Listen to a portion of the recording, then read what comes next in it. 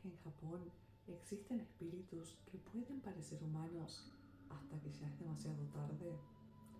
Se llaman yokai, monstruos del folclore japonés. Algunos traen suerte, otros desgracias, y muchos simplemente quieren ser recordados. Y aunque parezca algo perfecto para Halloween, la verdad es que en Japón esta fecha no se vive como en Occidente.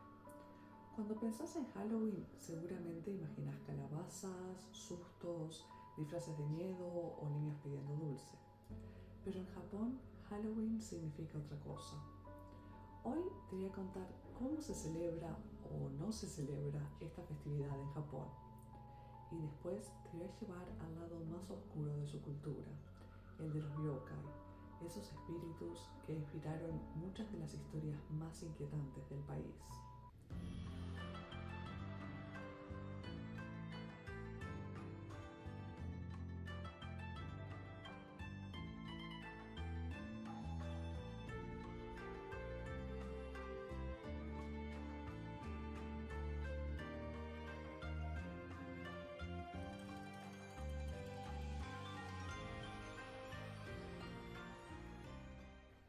Cuando hablas con japoneses sobre Halloween, lo primero que piensan es en cosplay. Acá la festividad no tiene la misma connotación de miedo que tiene en otros países y incluso muchos japoneses con los que he hablado ni siquiera la asocian con fantasmas. Lo que sí todo el mundo sabe es que en Halloween la gente se disfraza. Y el mejor ejemplo, el que muchos mencionan cuando hablas de Halloween, es Shibuya. En el fin de semana de Halloween, miles de personas se reúnen en ese barrio, especialmente en el famoso cruce de Shibuya y sus alrededores, y hacen como una fiesta en las calles, caminando y tomando. Y es un bullicio impresionante, disfraces increíbles, maquillajes maravillosos. Es un ambiente muy caótico, pero también es muy festivo. Igual yo personalmente fui una sola vez al Halloween de Shibuya y fue justo al final de la pandemia, entonces todavía no había tanta gente que se animara a salir, pero aún así la multitud fue impresionante y sinceramente me abrumó un poco. Debe ser que yo ya no estoy en la edad ni en la demografía correcta para disfrutar de este tipo de eventos, pero la verdad incluso me pareció un poco aburrido porque lo único que haces es caminar y mirar disfraces y tal vez tomar algo en la calle. Lo que sí me llamó la atención es que no hay casi disfraces de miedo. Generalmente los disfraces que vas a dar son cosplays de personajes de anime o de videojuegos o de películas, bien al estilo japonés. Igual en los últimos años el gobierno de Tokio incluso ha pedido oficialmente que la gente no se junte en Shibuya durante Halloween para evitar accidentes o incidentes, especialmente después del trágico caso de Corea del Sur en 2022. Ahora generalmente si vas a ver mucha policía y patrulleros controlando y hay campañas oficiales y carteles que piden no venir a Shibuya en Halloween. Por otro lado, en las escuelas los niños suelen tener eventos, pero más para el lado divertido y educativo que de miedo, digamos. Los maestros suelen preparar manualidades para que los niños hagan y decoran el salón con calabazas de papel o cosas de esas. Y en colegios internacionales o de inglés suelen tener fiestitas donde los niños se pueden disfrazar, pero otra vez nada de fantasmas, ni de casas embrujadas, ni nada de eso. Muy recientemente está empezando a ver un poquito el tema de ir a pedir dulces, pero los padres llevan a los niños a comercios, no a casas de desconocidos. Y los vendedores o los que trabajan en el lugar les dan algún dulce o algún snack pequeño. Pero yo trabajo hablando con mucha gente y realmente muy pocos me han dicho que hacen eso con sus hijos. Principalmente es en zonas muy céntricas de Tokio o de Yokohama. Lo que sí nunca falta en Japón es la parte comercial. Vas a ver decoraciones de Halloween en muchos lugares y venden cosas como dulces o snacks temáticos, a veces en bolsas enormes que realmente pareciera que fueran como para repartir. Pero como no vienen niños pidiendo dulces, no sé cómo hacen para comerse la bolsa entera ellos solos. Cosas como decoraciones para la casa y eso son un poco menos. Puedes conseguir en las tiendas de 100 yenes generalmente hay. Y podés conseguir algunas de mejor calidad en algunos lugares, pero son realmente pocos. Por ejemplo, cerca de mi casa hay una florería que vende este tipo de decoración o cosas para el jardín, o incluso tienen unas plantas que parecen halloweenescas porque tienen hojas negras y unas frutitas naranjas. Y después en restaurantes o cafés suele haber menú temático, cosas de calabaza o cosas como hamburguesas con pan negro, cosas así.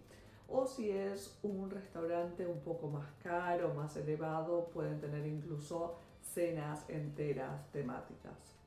Y también hay eventos como el Kawasaki Halloween Parade, que es el más famoso y el más antiguo del país, donde miles de personas se desfilan mostrando sus disfraces creativos. Pero si lo que esperas es ver cosas como niños pidiendo dulce o fiestas en casas de personas como en Occidente, te vas a decepcionar un poco, porque en Japón Halloween es más bien una excusa para disfrazarse, salir, sacar fotos, que una cosa de miedo en sí. Pero aunque los japoneses no celebren Halloween con fantasmas y brujas, no significa que nosotros no podamos entrar en ese ambiente misterioso. Porque si hay algo que Japón sí tiene, son historias para ponerle la piel de gallina a cualquiera. Algunas de esas historias son sobre los yokai, espíritus, monstruos o apariciones del folclore japonés. Algunos son traviesos, otros crueles. Algunos protegen hogares, otros los destruyen. Y según la tradición, si un yokai pasa a ser venerado por la gente, puede transformarse en un kami, un dios del sintoísmo. Hoy quiero contarles 5 historias, 5 yokai que generalmente no aparecen en películas o videojuegos, pero que siguen vivos en la memoria de la gente. Algunos son tristes, otros inquietantes y algunos incluso son un poco cómicos. Pero todos tienen algo en común. Una vez que los conoces, no los olvidas. Se dice que en noches de lluvia, cuando el viento arrastra las hojas y las calles quedan vacías, se puede ver a una mujer parada cerca de los puentes. Lleva un kimono empapado y un bebé en brazos. Si te acercas, te pide que lo sostengas por un momento. El bebé está caliente, suave y pesa poco. Pero mientras lo sostenés, la mujer desaparece y el bebé empieza a volverse cada vez más y más pesado hasta que te tiemblan los brazos y sentís que estás cargando con rocas. Y entonces te das cuenta de que no es un bebé, sino justamente eso, un montón de piedras envueltas en tela. Así cuentan los ancianos la historia de Ubume, una mujer que murió durante el parto. En el Japón antiguo, cuando muchas mujeres morían dando a luz, se creía que sus espíritus quedaban atrapados entre mundos. El deseo de cuidar a sus hijos era tan fuerte que no podían seguir adelante. Entonces regresaban una y otra vez para asegurarse de que su bebé estuviera bien. Algunos templos todavía tienen estatuas dedicadas a estas madres fantasmas. La gente les deja juguetes, dulces o mamaderas. Se dice que hacerlo trae protección a los niños. Y aunque es una historia triste, no hay nada de terror en ella. Ubume no busca venganza. Solo quiere cumplir con su deber una última vez, incluso después de la muerte. Hay un viejo dicho en el norte de Japón: mientras escuchas risas en el tatami, tu casa tendrá suerte. Sayeki Warashi es el espíritu de un niño o niña pequeña que habita en casas tradicionales. Su nombre significa literalmente el niño del cuarto de invitados o el niño del cuarto de tatami. Algunas veces los dueños no lo ven directamente, solo escuchan pasos en los pasillos, risas detrás de la puerta o juguetes que cambian de lugar. Hay muchas versiones sobre su origen. Algunos creen que son espíritus de niños que murieron jóvenes y encontraron refugio en el lugar donde fueron amados. Otros dicen que son kami menores, protectores domésticos que se quedan donde hay bondad. Una historia muy conocida cuenta sobre un comerciante pobre del siglo XIX que se mudó a una vieja posada abandonada. A los pocos días, su esposa empezó a escuchar pasos y risas, y una noche lo vio, un niño pequeño en un kimono rojo y con pelo corto, sentado en el tatami. El comerciante, en vez de asustarse, le dejó dulces y juguetes. Al poco tiempo, su negocio prosperó. Los vecinos decían que la casa tenía buena energía y todos querían comprar allí. Pero los ancianos advierten algo. Cuando un Dashiki Warashi se va, la suerte se va con él. Y eso fue lo que sucedió. Un día, por avaricia, el hombre vendió la posada y se mudó a una más grande. Inmediatamente su suerte cambió. Los clientes desaparecieron y la familia quedó en ruina. El espíritu había quedado atrás. Por eso los japoneses, cuando escuchan crujir una casa vieja, a veces sonríen.